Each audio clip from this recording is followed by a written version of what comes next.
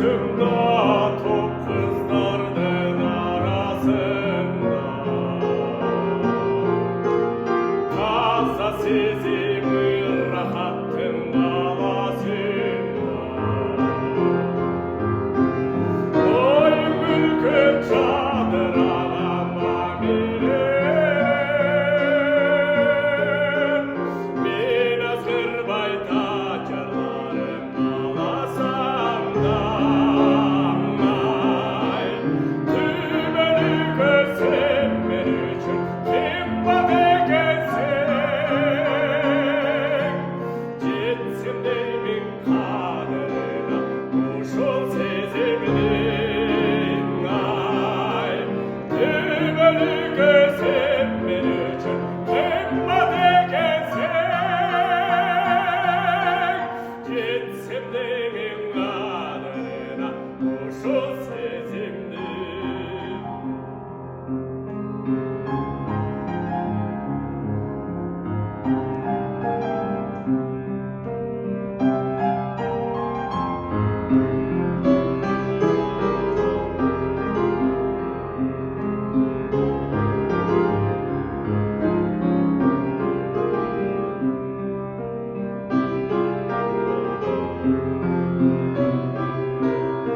Ayvanamda gözlerinin nuru canlar, açarlı çoturana sulu izler. Açanıp bağlasam da ben ağlardım, bir biçili dalvay düzülmüşüm. Ay, tümeni gözlemen için kim bana gelsin, gitsin demin kaderine kuşun sezimli. Ay, tümeni gözlemen için kim bana gelsin, gitsin demin kaderine kuşun sezimli.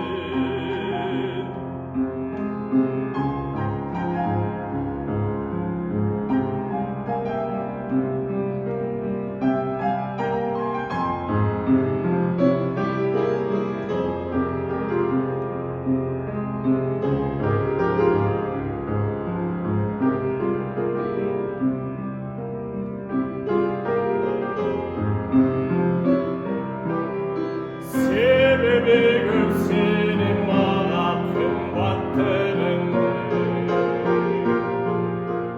esip de bir albay mınarım var. Bir kara sözlü açsam yetişir bu, apasısın oturaygan baldarımdır. Ay, tümeni gözlemen için kim bana gelsin, gitsin demin kaderine kuşun sezimli. Ay, tümeni gözlemen için kim bana gelsin,